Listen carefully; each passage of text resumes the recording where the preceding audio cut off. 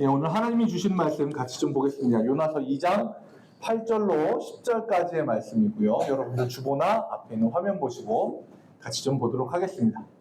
네, 제가 8절, 여러분들이 9절, 마지막 10절은 같이 읽겠습니다. 제가 먼저 읽겠습니다. 거짓되고 헛된 것을 숭상하는 모든 자는 자기에게 베푸신 은혜를 버렸사오나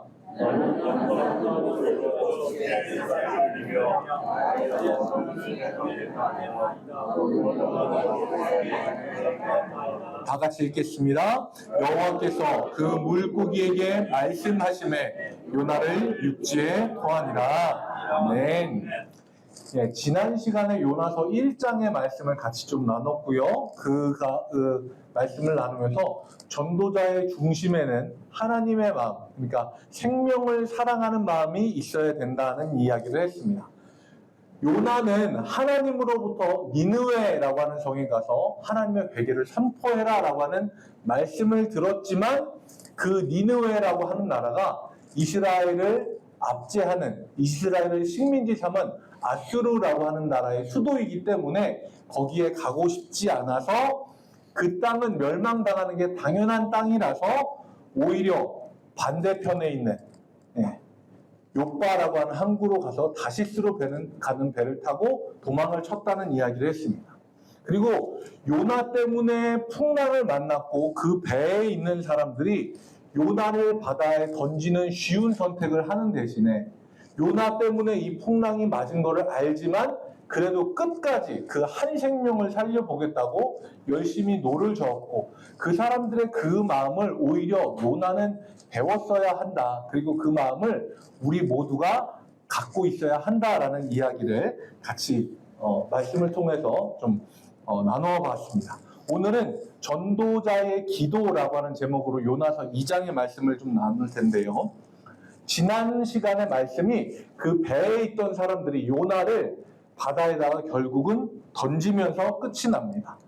1장 17절 말씀인데요. 보면 이렇게 되어 있습니다.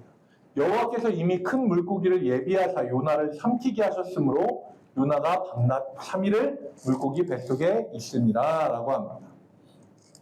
지난 시간에 제가 말씀을 나누면서 하나님이 이야기하신 니느웨가 아니라 다시스라고 하는 곳으로 내려가는 길을 계속해서 내려간다 라고 하는 반복되는 말이 있었다고 이야기를 했었습니다. 기억하실 거예요. 욥바로 내려가고 거기에서 다시스로 내려가려고 배를 탔고 배의 밑바닥으로 내려갔고 그리고 나중에는 바다의 밑바닥까지 내려가게 되는 그게 이제 요나가 선택한 길이 내리막길이었다라고 하는 이야기인데 그 내리막길의 제일 끝이 뭐냐면 바다의 밑바닥이에요. 요나가 결국에 떨어지는 겁니다. 그런데 우리가 기억해야 되는 건 뭐냐 하면요. 그 밑바닥에 하나님이 이미 예비해 두신 게 있다라는 거예요. 사람이 밑바닥까지 떨어질 때도 하나님은 미리 예비하시는 분이에요.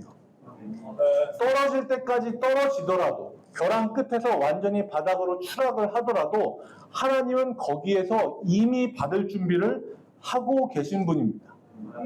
물 한가운데, 바다 한가운데에서 요나가 떨어지는 그 지점에 사람을 삼킬 만한 물고기가 지나가는 확률, 그 물고기가 상처나 입지 않게 사람을 집어 삼킬 확률로 따지면 제가 수학을 못해서 다행입니다.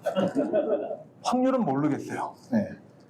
그런데 그걸 보고 어떤 사람들은 우연이다 혹은 행운이다라고 이야기할 수 있는데 하나님을 믿는 사람들에게는 행운도 없고 우연도 없습니다. 오직 하나님의 섭리만 있을 뿐입니다. 여기에서 보면 이미 예비하사라고 하는 단어가 있는데 이게 와예만이라고 하는 단어거든요. 이 단어의 원형은 마나라고 하는 단어인데 이 단어의 뜻은요 지정하다, 명령하다, 일을 시키다라고 하는 뜻이에요. 하나님이 물고기를 예비하셨다라고 하는 건 뭐냐면 하나님이 그 물고기를 지정해서 명령해서 일을 시키는 거예요. 너 여기 지나가다가 떨어지는 사람을 받아먹어 라고 콕 집어서 명령하고 일을 시키신 거예요. 그렇기 때문에 그리스도인에게는 우연도 없고 행운도 없고 요행도 없습니다. 하나님을 믿는 이에게는 하나님의 섭리만 있을 뿐이고요. 하나님의 그 섭리는요, 항상 우리보다 앞서서 우리를 기다리고 계시는 겁니다. 삶의 가장 밑바닥까지 떨어지더라도 내동댕이 쳐지지 않도록 지켜주시는 분이 하나님이심을 여러분은 믿으시기 바랍니다. 그런데요, 성경을 보다 보면요, 사람들이 꼭 좀 이상한 데 관심을 갖는 분들이 있어요. 오늘 말씀을 보면 이제 뭐 그런 거죠. 도대체 요나를 삼킨 물고기가 뭘까? 이 어종에 대한 관심을 가지시는 분들이 있어요. 그래서 저는 이제 어릴 때 만화를 보면, 요나 이 성경 만화를 보면 물고기가 이렇게 입을 벌리는데 고래처럼 생겼어요. 이렇게 머리 위에가 크고 눈이 약간 뒤쪽에 달려 있고 배에도 막 줄무늬 있어가지고 고래가 이렇게 사람을 탁 삼키고, 그리고 그 뱃속에서 요나가 혼자서 앉아 있다가 일어났다가 하나님 막 기도하고 이런 이게 만화로 봤던 기억이 나거든요. 근데 제가 이제 신학을 공부하면서 이렇게 보니까 우선은 이쪽 바다에는 고래가 거의 없대요.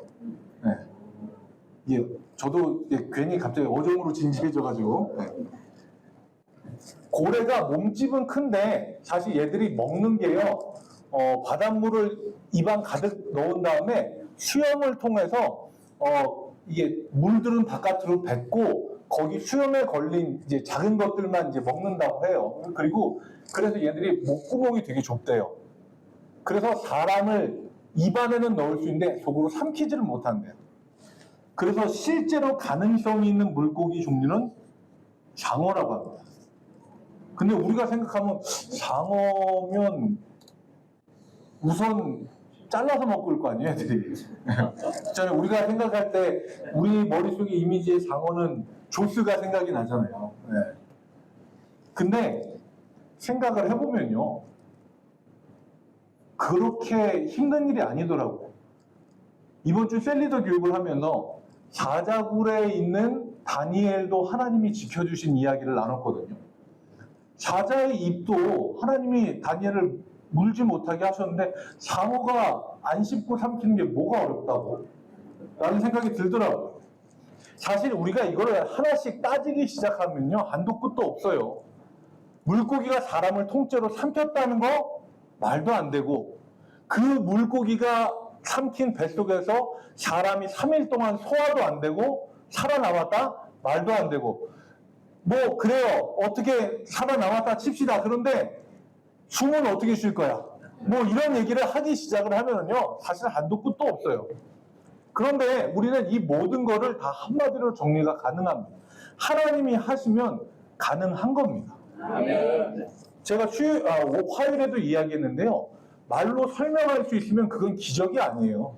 우리가 이해를 내서 받아들이면 그건 더 이상 하나님의 신비라고 말할 수 없는 거예요. 신비는 신비이고요, 기적은 기적인 겁니다. 우리가 갖고 있는 믿음은요, 과학적인 근거에서 나오는 게 아니라 하나님을 향한 흔들리지 않는 신뢰로부터 우리의 믿음이 나오는 줄 믿습니다. 그래서 상어든 고래든 뭐 대구 이상하죠. 뭐 고등어든 뭐 물고기 종류가 중요한 게 아니란 이야기예요. 어떤 물고기는 하나님이 요나를 삼키게 하셨고 그가 바다까지 떨어져서 죽지 않게 하나님이 돌보아 주셨다라는 게 중요한 겁니다. 그리고요, 저는 여기에 이 물고기가 요나를 삼켰다는 것 그 자체로 굉장히 큰 상징이 있어요.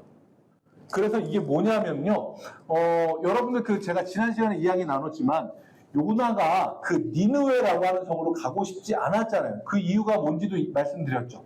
아수르라고 하는 나라가 이스라엘을 지배하고 있었고 그 아수르의 동쪽 수도가 니느웨여서, 우리로 치자면 일본한테 우리가 막 지배를 받고 있을 때 일본의 수도에 가서 하나님 말씀을 전하라고 하는 거니까 그게 요나는 싫었던 거예요. 자, 그런데 보면은요, 이 아수르라고 하는 나라가 섬기고 있는 신이 있어요. 그 신이 뭐냐면 다곤신이라고 하는 건데, 그 다곤신의 상징이 뭐냐면 물고기예요. 다곤신의 상징과 형상이 물고기고요. 보면 등 뒤쪽에는 비늘이 달려있고 물고기의 머리를 하고 있는 게 다곤신의 상징이에요. 자, 그러면 이 자체로 굉장히 큰 상징을 갖는데요. 이스라엘로 상징이 되는 요나가 물고기에게 삼켜진 것은 이스라엘이라고 하는 나라가 다곤신을 믿는 아수르에 삼켜진 것처럼 보여요. 그런데 중요한 건 뭐냐면요. 삼켜져도 죽지도 않고 소화되지도 않고 하나님이 명령하시면 3일 만에 도로 뱉어낼 수밖에 없다는 겁니다. 이스라엘이라고 하는 나라도 그 당시에는 아수르라고 하는 나라에 압제를 당해서 금방 끝날 것 같았어요. 그래서 어떻게 보면 요나라고 하는 인물도 내가 그 성에 가서 하나님의 말씀을 전하면 걔들이 회개하고 구원받을까봐 걔들 그냥 쫄딱 망하고 멸망했으면 좋겠어서 애국하는 마음으로 그 일을 안 했던 거예요. 그런데 하나님은 이 일을 통해서 뭘 보여주시냐면 사람에게 있어서 구원하는 것은 사람의 뜻과 의지에 달려있지 않고 하나님의 입에서 나오는 말씀으로 된다는 걸 알려주려고 하시는 거예요. 다곤신 같은 그 물고기 같은 것들이 이스라엘의 요나를 집어삼켜도 죽지 않는다고. 왜냐하면 하나님이 그 물고기에게 명령만 한마디 하시면 물고기는 도로 뱉을 수밖에 없으니까 결코 끝나지 않는다는 이야기를 이 요나가 물고기에 삼켜진 일을 통해서 요나에게도 알려주시고 이걸 보는 하나님의 백성들에게도 알려주시는 겁니다. 그리고 이 3이라고 하는 숫자 있잖아요. 이 3이라고 하는 숫자는 성경에서 대부분 뭐와 연결이 되어 있냐면 변화랑 연관이 많이 되어 있어요. 그래서 제일 대표적으로 신약 성경에 나온 예수님의 변화산 사건이 있어요. 예수님이 산 위에 올라가셔서 기도하는 중에 모세와 엘리야를 만나서 이야기를 나누고 그 모습을 본 이 사건이 변화산 사건인데 거기에도 3이라고 하는 숫자가 계속해서 등장을 하거든요. 등장인물 예수님, 모세, 엘리야 세 사람. 그리고 그 모습을 지켜본 제자들도 3명. 베드로, 안드레, 야곱. 아시죠? 저만 알고 얘기하는 거 아니에요? 제가 일부러 한 명 틀리게 얘기했는데 베드로, 안드레, 요한이에요. 네. 베드로, 안드레, 요한, 그렇죠. 다 알고 계시잖아요.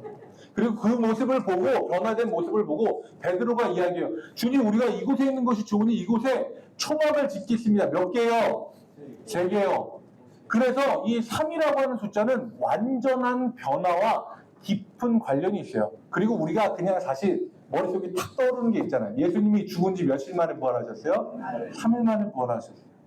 그래서 마태복음에 보면은요, 예수님에게 표적을 요구하는 사람들이 나옵니다. 서기관, 바리새인 이런 사람들이 예수님에게 와서 표적을 요구해요. 예수님 우리에게도 표적을 보여주십시오. 그때 예수님이 뭐라고 이야기하시냐면 예수께서 대답하여 이르시되 악하고 음란한 세대가 표적을 구하나 선지자 요나의 표적밖에는 보일 표적이 없느니라 라고 이야기해요. 선지자 요나의 표적. 이건 뭐냐면 변화의 표적이에요. 당장 직접적으로는 예수님이 죽은 지 3일 만에 부활하시는 기적인데다가 또한 이 요나의 표적은 뭐냐면 요나가 3일이라고 하는 시간을 통해서 완전 좀 속된 표현입니다. 죄송해요. 양아치 같은 선지자에서 진짜 선지자처럼 변하는 시간이 3일이고 그리고 이 요나를 통해서 니느웨 사람들도 변화가 돼요. 이 변화의 기적이 예수님이 보여주시는 가장 놀라운 기적입니다. 그래서 우리가 예수님을 만나면 이전의 삶과 이후의 삶이 달라지는 변화가 나타나는 겁니다. 자, 이제 요나가 뱃속에서 하나님께 드린 기도를 좀 볼 텐데요. 제가 전제를 우선 하고 말씀을 드릴게요. 이 기도를 여러분들이 보시면 이상하다라고 느끼실 겁니다. 보여주세요. 보여주셨네요. 이상하니까 부들부들 떨고 있잖아요. 그죠? 주께서 내 음성을 들으셨나이다. 자, 여러분들 이거를 우리가 잘 생각하고 보셔야 되는 게 지금 상황이 요나가 물고기 뱃속에서 뿅 다시 나온 다음에 드리는 기도가 아닌 거예요. 뱃속에 있는데 하는 기도예요. 주께서 내 음성을 들으셨나이다. 다시 주의 성전을 바라보겠다 하였나이다. 주께서 내 생명을 구덩이에서 건지셨나이다.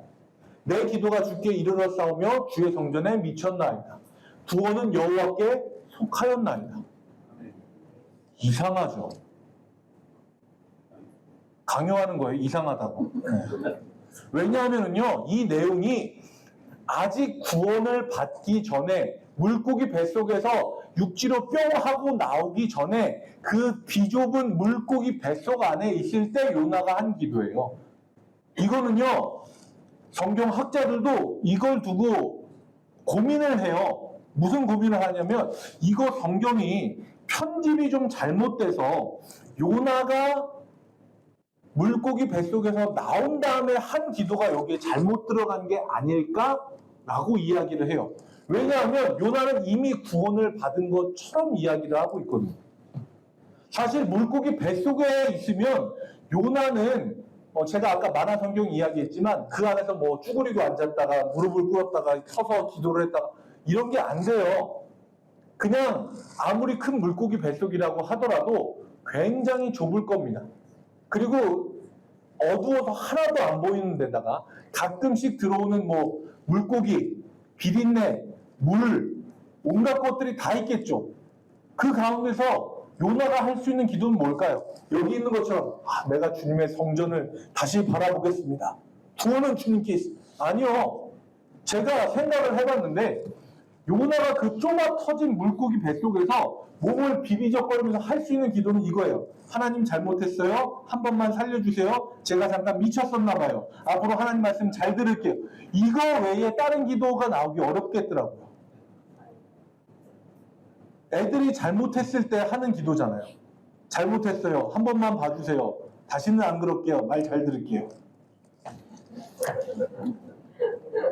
이게 너무 당연한데 지금 요나의 기도는 그렇지가 않아요. 그런데요, 이 요나가 드린 기도를 보면요, 하나님이 건져주시고 구원해 주실 것에 대해서 확신을 넘어선 감사의 기도를 드리고 있어요. 나는 이미 구원을 받았고 하나님 날 구원해 주신 것에 대해서 감사합니다라는 내용으로 기도하고 있어요. 솔직히 이야기하자면 그 전까지는 선지자 같지도 않았어요. 제가 아까 양아치라고 하는 좀 이상한 표현을 쓰긴 했는데 하나님의 말씀이 임한 선지자가 하나님의 말씀이 임하자마자 바로 반대로 도망가는 진짜 선지자 같지도 않은 행동을 보였는데 이 물고기 뱃속에서 이 사람이 완전히 달라졌어요. 기도 자체가 완전히 달라졌어요. 제가 그래서 좀 찾아봤어요. 기독교 윤리학자인 한기찬 목사님이라고 하시는 분이 이렇게 이야기하시더라고요. 요나가 있었던 물고기 뱃속은 요나에게는 영적인 인큐베이터다. 그래서 미성숙한 선지자를 성숙한 선지자로 바꾸어주는 영적인 인큐베이터가 바로 이 물고기 뱃속이었다라고 이야기를 합니다. 그리고 김기성 목사님은 이런 이야기를 하세요. 넘겨봐 주세요. 네. 우리 안에 하나님을 향한 그리움이 창조될 때 비로소 진정한 기도를 할 수 있고 하나님을 향한 그리움이 우리 속에 창조되는 순간은 우리의 한계에 부딪혔을 때이다 라고 이야기합니다. 이 두 분의 이야기를 종합을 해보면요, 요나는 물고기 뱃속에서 자기의 한계를 경험했어요. 자기 힘으로 있는 힘껏 도망쳐봤고 자기가 할 수 있는 한 하나님이 절대 찾을 수 없다고 생각하는 머나 먼 곳으로 가는 배 밑바닥까지 가봤어요. 그런데 거기에서 자기의 한계를 느낀 거예요. 내가 더 이상 도망갈 수 없고 하나님이 나를 불러주셨고 그래서 요나는요, 이 속에 하나님을 향한 그리움을 가지고 새로운 선지자로 태어나기로 마음먹고 하나님께 드린 기도가 오늘 우리가 읽은 2장의 기도인 거죠. 저는 여러분들도 이런 기도를 드릴 수 있는 분들이 되기를 축복합니다. 답답해서 어쩔 수 없는 상황 가운데 원망, 실망, 분노에 우리의 마음을 맡기지 않고요. 하나님을 바라보고 구원이 하나님께 달려있음을 믿고 그리고 요나처럼 구원에 대한 확신을 가지고 먼저 감사를 드릴 수 있는 그런 여러분들이 되길 바랍니다. 일의 효율을 따지는 사람은요, 기도가 문제를 해결해 줄 수 없다고 생각할 수도 있어요. 그런데요, 기도로 일하는 법을 배우지 못하면요, 진짜 일을 하지 못하는 거예요. 기도하기 시작하면 하나님이 움직이십니다. 사도행전 16장 말씀이에요. 바울과 실라가 캄캄한 지하 감옥에서 그들의 발과 손이 쇠사슬에 묶여 있을 때, 그들이 손과 발로 아무것도 할 수 없을 때, 그들이 할 수 있었던 유일한 것, 입을 열어서 찬양을 하고 기도했을 때 옥토가 움직이고 문이 열리고 메인 것이 다 벗어지는 역사가 일어났습니다. 이게 기도의 힘 아닙니까? 요나는요, 바다에 던져졌지만 그게 절망의 바다, 좌절의 바다, 실망의 바다가 아니라 거기가 바로 기도의 자리였어요. 물고기 뱃속에서 3일 동안 온전히 하나님만을 찾았고요. 맨 처음 하나님의 말씀을 받았던 그때에 만약에 요나가 기도를 했다면 물고기 뱃속까지 안 갔을 수도 있죠. 근데 결국에 기도하지 않은 요나는요, 스스로 판단하고 행동해서 물고기 뱃속까지 내려가서야 기도를 하게 되는 거예요. 물리학에서 이런 이야기가 있어요. 질량과 에너지 보존 법칙. 어려우시죠? 저도 어려워요. 이해하는데 한참 걸렸습니다. 여러분들 어려우면 위키백과를 찾아보시면 좋습니다. 이 무슨 얘기냐면요, 일정한 질량 안에서 에너지는 형태만 변화할 뿐 그 총량은 똑같다는 거예요. 이게 질량과 에너지 보존 법칙 제일 간단하게 얘기한 건데, 사람들이 이걸 재미있게 말을 바꿔서 요새는 이렇게 이야기를 해요. 직장 내 또라이 총량의 법칙. 어딜 가나 10명 중에 한 명은 항상 또라이가 있다. 네. 아멘 아니죠. 네. 네. 어딜 가나 10명 중에 한 명은 또라이가 꼭 있다. 근데 어디 갔는데 또라이가 전혀 없다. 야, 여기는 없구나. 좋아하지 마라. 그게 너니까. 이런 게 이제 또라이 총량의 법칙이에요. 네. 그리고 이제 좀 속된 표현이라 좀 그렇긴 한데, 배 목사님이 셀리더 교육 때 한번 이야기하셔서 인생 지랄 총량의 법칙 이런 게 있어요. 젊을 때 지랄하지 않으면 늙어서 지랄하는 이런 이야기가 있습니다. 제 말은 아니고 찾아보면 다 나와 있는 이야기예요. 제가 평소에 쓰는 얘기가 아니다 보니까 잠깐 땀이 좀 나네요. 근데 저는 요나의 기도를 보면서요, 그런 생각을 문득 해봤어요. 기도 총량의 법칙도 있지 않을까? 만약에 우리가 어떤 일을 하는 데 있어서 우리가 해야 되는 기도의 분량이 있다면, 그렇다면 우리는 선택할 수 있지 않을까? 요나처럼 거부하고 도망치고 등 돌리다가 바다 밑까지 내려가서 물고기 뱃속까지 들어가서 거기에서 비로소 기도하고 올라오는 게 아니라 다시스로 가는 배를 타기 전에 하나님 앞에 한 번 더 기도하고 그 기도의 총량을 채우고 다시스가 아닌 하나님이 이야기하신 니느웨로 갔다면, 그 기도의 총량이 있다면 우리는 조금 더 지혜로운 기도자들이 될 수 있지 않을까라는 생각을 해봤습니다. 저는 그래서 여러분들이 미리 기도하는 지혜 있는 사람들이 되시기 바랍니다. 물고기 뱃속까지 내려가서 베개 기도로 기도의 분량을 채우는 사람이 아니라 먼저 하나님 앞에 우리의 마음을 내어놓고 내 뜻과 생각이 좀 다를지라도 하나님의 뜻이라면 순종하겠습니다 라고 기도하고 하나님의 뜻을 따라가는 지혜로운 기도자들이 되시길 축복합니다. 이제 요나의 기도를 마지막으로 좀 볼 텐데요. 1절과 마지막 10절을 볼게요. 하나님 여호와께 기도하여 이르되 라고 되어 있고, 마지막 10절은 여호와께서 그 물고기에게 말씀하심에 요나를 육지에 토하니라 라고 되어 있어요. 이건 뭐냐면요, 기도와 응답이에요. 기도는요, 반드시 응답이 따라오게 되어 있습니다. 그 응답은요, 우리의 뜻과 생각이 다를 수도 있어요. 제가 어릴 때 성경을 볼 때는 무슨 상상을 하면서 봤냐면, 요나가 물고기 뱃속에서 하나님께 기도를 하고 난 다음에 물고기가 탁 터있는데 요나가 육지에 탁 나서 엎드렸다가 정신을 딱 차려 눈을 뜨고 앞을 봤는데 거기가 니느웨예요. 와, 하나님 여기까지 고속 배달을 해주셨구나. 이런 식으로 저는 만화를 봤었거든요. 그런데 니느웨라고 하는 성은요, 물가에 있지 않아요. 물가에 있지 않고요, 걸어서 600km 정도를 가야 돼요. 제일 가까운 바다가요. 요나는요, 하나님께 기도했어요. 그리고 그 기도의 응답으로 하나님이 물고기를 육지로 토하게 하셨어요. 그런데요, 사실은요, 그때부터가 시작인 거예요. 하나님이 나에게 응답을 하시잖아요. 제일 좋은 결론은 뭐냐면 정신을 딱 차렸는데 니느웨 성 앞에, 이게 제일 좋은 결론이죠. 그런데 우리에게 찾아오는 기도의 응답은요, 하나님이 간신히 숨만 붙여서 살려놓으시는 경우가 있어요. 왜냐하면요, 그때부터 다시 하나님과 걷기 시작하거든요. 여러분들 3장, 제가 여기에는 띄워놓지 않았는데 여러분들 성경 있으신 분들은 나중에 한번 찾아보세요. 3장 첫 번째 말씀이 뭐냐면요, 요나에게 다시 두 번째로 여호와의 말씀이 임하니라 라고 되어 있어요. 1장의 제일 처음처럼 시작을 해요. 거기서부터 다시 하나님과 함께 시작하라고 하는 거예요. 기도는요, 내가 원하는 결과를 척척 받아내는 게 아니에요.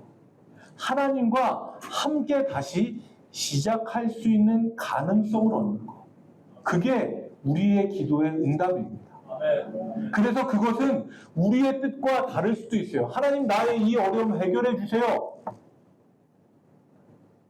하늘에서 갑자기 로또 1등인 번호가 순서대로 딱딱 떨어지고, 그걸 내가 순서대로 탁탁탁 받아서 그대로 착착착 작성을 해서 토요일날 짠, 토요일날이 맞나요? 모르겠어요, 언제인지. 저도 언젠가 제가 생각은 하고 있어요. 설교를 위해서라도 로또를 한번 사봐야겠다. 언제가 될지 모르겠지만 우리의 기도의 응답은요, 그렇게 오지 않아요. 하나님과 다시 시작할 수 있는 그 자리예요. 거기서부터 하나님과 함께 다시 시작할 수 있는 것, 그것이 하나님이 우리에게 주시는 기도의 응답입니다. 이 중간에 있는 내용을 짧게 좀 볼게요. 보여주세요. 보면 요나가 어디까지 내려갔는지 자기가 알고 있어요. 시올의 뱃속에서. 그러니까 지옥의 제일 밑바닥에서 주의 파도와 큰 물결이 넘치는 산의 뿌리까지 자기가 내려갔고, 그게 뭐 때문에 그랬는지 자기 스스로 알아요. 다음 말씀 보여주세요. 주께서 나를 기쁨 속 바다 가운데 던지셨습니다. 바다 가운데 던져진 건 선원들이 던졌어요. 근데 요나는 알고 있는 거예요. 이 모든 일을 주관하신 분이 누구다? 하나님이다라고 하는 걸 알고 있는 거예요. 그런데 자기가 그 바다까지 내려갔고 하나님의 손에 의해 던져졌지만, 이 요나의 고백은 뭐냐면 내가 거기서 다시 주의 성전을 바라보겠습니다 라고 하는 거예요. 깨달음이 있는 그 자리, 바닥에서부터 다시 주의 성전, 하나님을 향한 예배를 통해 하나님을 다시 바라보겠다라고 이야기하는 겁니다. 2장 7절 말씀 마지막으로 좀 볼게요. 보면 내 영혼이 내 속에서 피곤할 때에 내가 여호와를 생각하였더니 내 기도가 주께 이르렀사오며 주의 성전에 미쳤나이다 라고 이야기합니다. 여기서 피곤하다라고 하는 건 기절하다, 실신하다, 아무것도 할 수 없는 상황이에요. 그런데 그 상황에서 요나가 하나님께 드리는 마지막 기도가 9절 말씀인데요. 나는 감사하는 목소리로 주께 제사를 드리며 나의 서원을 주께 갚겠나이다. 구원은 여호와께 속하였나이다. 이 마지막 말은 하나님께 다 맡기는 거예요. 구원이 다른 데 있지 않고 하나님께 있습니다. 이 믿음의 고백을 하고 나서 물고기가 그를 육지에 다시 토해내게 되죠. 완전한 하나님의 은혜, 구원이 하나님께 속해 있음을 그저 보여주는 하나의 예입니다. 오늘 요나의 기도를 좀 살펴봤는데요. 여러분들 어떻게 보셨는지 모르겠어요. 그런데 저는 이 요나의 기도를 보면서 다 너무 은혜스럽고 좋았거든요. 자기가 어디까지 어떻게 떨어졌는지, 하나님의 손이 자기를 그것까지 내려가게 하셨고 거기에서부터 다시 하나님을 바라보면서 구원은 하나님께 있습니다라고 이야기하는 이 요나의 기도가 너무너무 은혜스럽고 좋았어요. 그런데 저는 한 가지 조금 입맛이 씁쓸한 게 하나 남아있어요. 그게 뭐냐면요. 요나의 기도 가운데 회개가 없었어요. 제가 아까 이야기했잖아요. 하나님 잘못했어요. 살려주세요. 앞으로 안 그럴게요. 이게 되게 유치해 보이지만요. 이것만큼 확실한 회개와 돌아섬은 없습니다. 근데 요나는요. 하나님의 구원에 대한 확신을 가지고 감사의 기도를 했는데 자기를 돌아보지 못했어요. 그리고 이 철저한 회개가 없는 기도는요. 나중에 여러분들이 함께 살펴보시면 아시겠지만 요나의 태도가 뱃속과 니느웨로 나왔을 때 또 달라져 있어요. 너무너무 달라져 있는 모습을 보게 됩니다. 왜냐? 회개가 없고 철저한 자기 반성과 돌아섬이 없기 때문에 그래요. 근데 우리는 이 모습을 통해서도 배울 수 있는 게 있어요. 한 번의 은혜 받는 것, 그것이 우리의 삶을 완전히 돌려놓지 못해요. 그래서 우리는 계속해서 하나님의 은혜를 받아야 하고 매일같이 주시는 하나님의 은혜로 살아야만 하는 겁니다. 그래야 우리의 삶을 조금씩 하나님께로 나아갈 수 있는 거예요.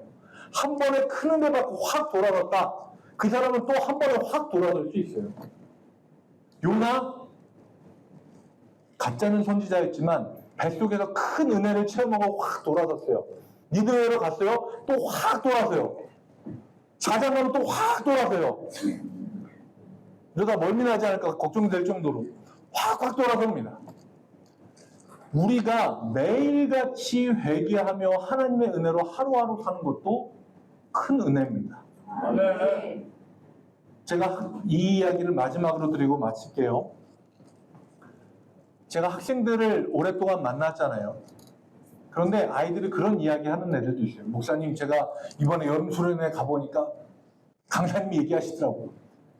자기가 옛날에 깡패였고 사람들 패고 다녔고 그러다 하나님의 은혜를 팍 받고 하나님 나 이대로 살면 안 되겠습니다. 다 때려치고 막 하나님께 확 하나님 목사님 왜 제 삶에는 그런 은혜가 없을까요? 아 나도 막 나쁜 짓을 막 하다가 하나님께 확 돌아서 멋있게 팍 제가 그 아이에게 이야기했어요. 야 얼마나 다행이냐. 얼마나 다행이냐.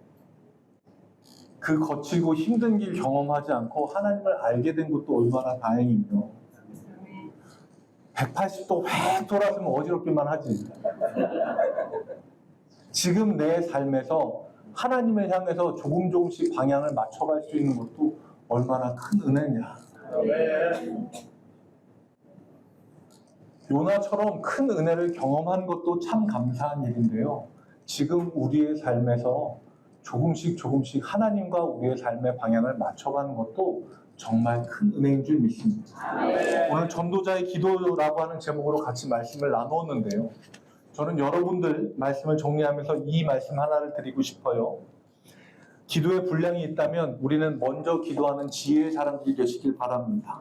그리고 우리가 하나님 앞에 기도할 때 항상 잊지 말아야 할 것, 하나님의 기도의 응답은요, 내 마음과 내 뜻대로 주어지는 게 아니라 우리가 하나님과 다시 시작할 수 있는 곳까지 가는 것만으로도 큰 은혜인 줄 믿습니다. 하나님은 우리로 하여금 하나님을 향한 그리움이 쌓여지는 곳까지도 우리를 함께 끌고 가세요. 왜냐하면 우리가 그렇게 해서라도 하나님을 만나게 하기 위해서요. 우리 시간 같이 찬양하고 기도를 할 텐데요. 감사라고 하는 찬양을 제가 오늘 결정을 하고 같이 부르려고 합니다. 기도에 대해서 이야기를 나누었지만 우리가 우리 삶에 있어서 참 감사한 하나님의 은혜, 우리가 요나처럼 바닥까지 내려가지 않고도 하나님 앞에 있을 수 있는 것, 이것이 바로 하나님이 우리에게 주신 큰 은혜인 줄 믿습니다. 그 은혜를 기억하며 함께 찬양하겠습니다.